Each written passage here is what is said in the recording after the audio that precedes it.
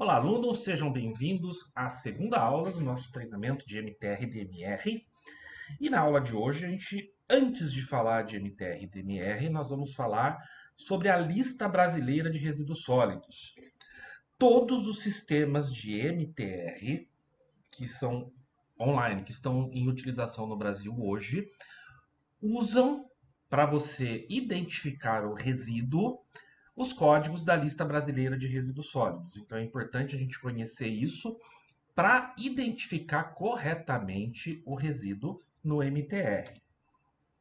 Essa lista brasileira de resíduos foi instituída pela Instrução Normativa IBAMA 13 de 2012, tá certo? E é utilizada por todos os sistemas de MTR online, como a gente acabou de falar. O objetivo dessa lista é padronizar a linguagem utilizada para quando a gente precisa prestar informações sobre o resíduo. E com isso, simplificando para os órgãos reguladores o controle, a fiscalização, os relatórios que são apresentados, inclusive para os sistemas de logística reversa. Ela não foi inventada do nada, ela foi baseada na Lista Europeia de Resíduos Sólidos, lá de 2000, que é utilizada lá na Europa para padronizar a identificação de resíduos. Ela consta de 3 grupos de números e uma indicação se o resíduo é perigoso ou não. Então, os 2 primeiros números vão indicar o capítulo. Então, nesse na tela aí, o capítulo 7, tá? 07. O segundo grupo de 2 números vai indicar o subcapítulo, nesse caso 03. E o terceiro grupo de números vai indicar especificamente de qual resíduo que a gente está falando. E se houver esse asterisco entre parênteses ao final do código, você está dizendo que ele é um resíduo perigoso. Se não houver esse asterisco, o resíduo não é perigoso, ok? E como a gente faz isso? Como é que eu sei qual é o código do IBAMA do meu resíduo? Bom, o próprio IBAMA já diz a metodologia e ela é relativamente simples, mas tem que ter um pouquinho de paciência e um pouco de conhecimento na área para a gente realmente fazer. A primeira etapa é se você conhece a atividade que a empresa que está gerando esse resíduo executa. Então, se é uma indústria automotiva, se é uma refinaria de petróleo, se é uma fábrica de alimentos, uma indústria de medicamento. Com base nisso, você já vai começar a sua procura. Como? Olhando os capítulos 1 a 12 ou 17 a 20. Para a gente tentar ver se a fonte que gera o resíduo está ali. Dependendo da atividade da empresa, a gente pode ter mais resíduo que apareça em capítulos diferentes, tá?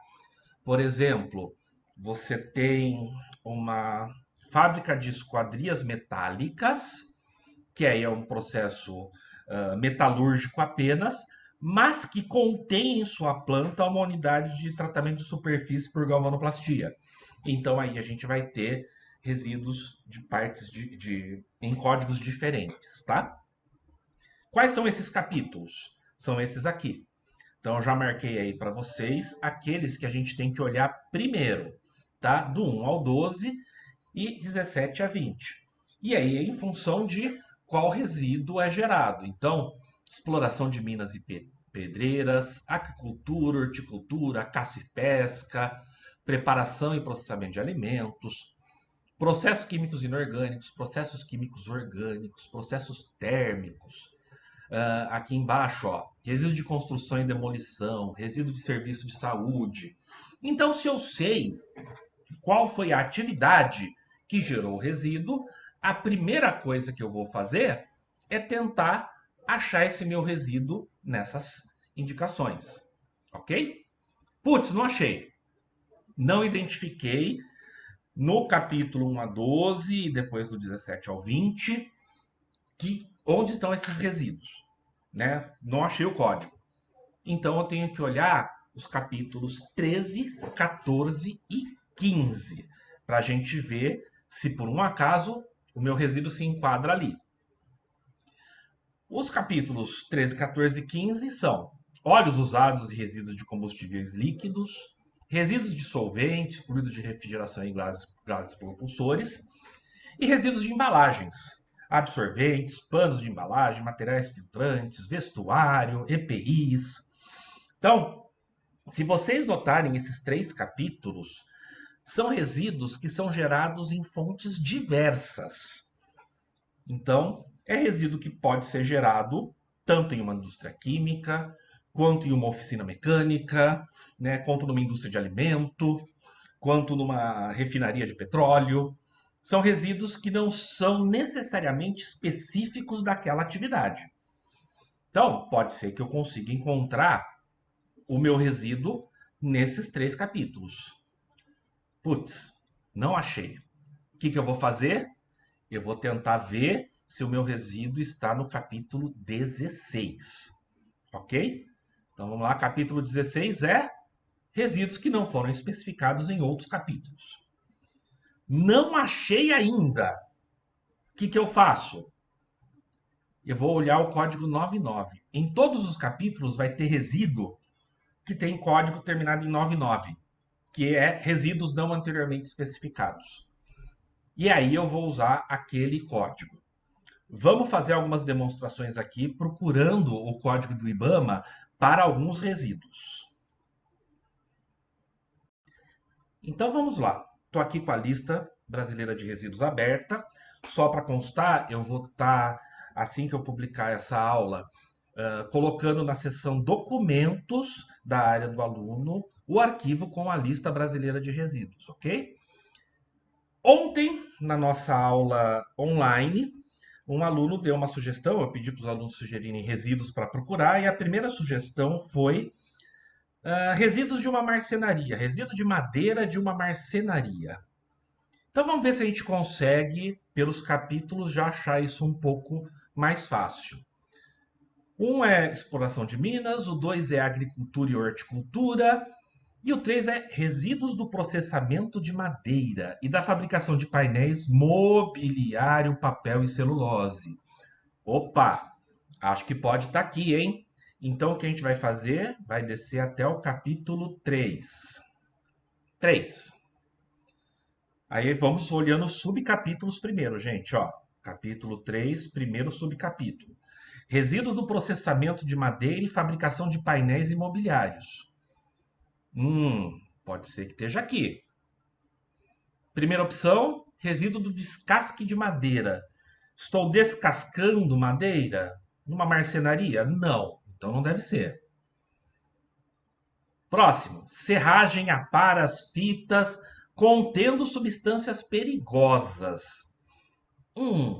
Tem substância perigosa na madeira de uma marcenaria? Não. Então, ó, 315. Serragem, aparas, fitas, não abrangidos em 314. Quer dizer o quê? Que não contém substâncias perigosas. E lembra que eu falei, ó, sempre vai ter a opção 99? Mas nesse caso, o resíduo solicitado pelo aluno era o resíduo, o código do IBAMA dele é 030105. E note que não tem o asterisco aqui porque não é um resíduo perigoso. Beleza, já achamos o primeiro código. Vamos subir aqui. O segundo exemplo que me deram, que me pediram durante a aula, foi um resíduo de material biológico gerado em um laboratório de uma estação de tratamento de água. Então, provavelmente alguma cultura de bactérias que eles usaram em algum teste e está lá, precisa ser destinado e eu preciso achar o código dele. Vamos ver aqui o que a gente consegue. Se vocês olharem aqui um pouquinho para baixo, capítulo 19. Resíduos de instalações de gestão de resíduos, de estações de tratamento de águas residuais e da preparação de água para o consumo humano. Opa, preparação de água para consumo humano é estação de tratamento de água. Então vamos lá para o capítulo 19. A lista é grande, gente. 10, 17, 18, 19. Aí vamos ver. Incineração ou pirólise de resíduos? Não é o caso. Tratamentos físico-químicos? Não é o caso. Solidificados estabilizados? Não é o caso. Vitrificados? Não é o caso. Tratamento aeróbio de resíduos? Não é o caso. Tratamento anaeróbio de resíduos? Também não. Lixiviado de aterro? Não. Resíduo de estação de tratamento de efluentes? Também não é o caso. Resíduos de estações de tratamento de água? Opa, vamos ver aqui. Retirados da fase de gradeamento? Não é o caso. Lodo de clarificação? Não é o caso. De descarbonatação? Não é o caso. Carvão ativado, resina de troca iônica, soluções e lodos ou outros resíduos não especificados. Putz, não tem. Resíduos da trituração de resíduos contendo metais e por aí vai. Resíduo da regeneração de óleos. Então, não achei lá. Aí lembra que eu falei que às vezes você tem que entender um pouquinho sobre o resíduo e como ele se classifica para a gente conseguir achar. O laboratório, a estação de tratamento de água, não é um serviço de saúde per se. Mas, se ele está gerando um material biológico potencialmente infectante que precisa ser destinado, sei lá, vamos dizer que sejam coliformes, por exemplo, ele pode ser enquadrado como um resíduo de serviço de saúde. Então vamos ver aqui o capítulo 18. O capítulo 18 é para resíduos de serviço de saúde. 18.1. Resíduos com a possível presença de agentes biológicos, que por suas características de maior virulência, podem causar risco de infecção. 18.1. Culturas e estoques de micro-organismos, resíduos de fabricação de produtos biológicos, descartes de vacinas com micro-organismos, meios de cultura e instrumentos utilizados para transferência, inoculação ou mistura de culturas. Opa, aqui encaixou. O laboratório, essas bactérias, esse lodo, provavelmente é gerado de meios de cultura. Então eu usaria, nesse caso, o código 180101. E à medida que você vai ficando mais familiarizado com a lista, você já consegue até pular etapas para você achar o código que você precisa. Então, suponha que você é uma empresa que usa produtos químicos. Você recebe esses produtos químicos em tambores. Onde eu vou procurar primeiro? Tá? Vamos supor que seja produtos químicos orgânicos. Vamos ver o que acontece se a gente tentar olhar lá o capítulo 7.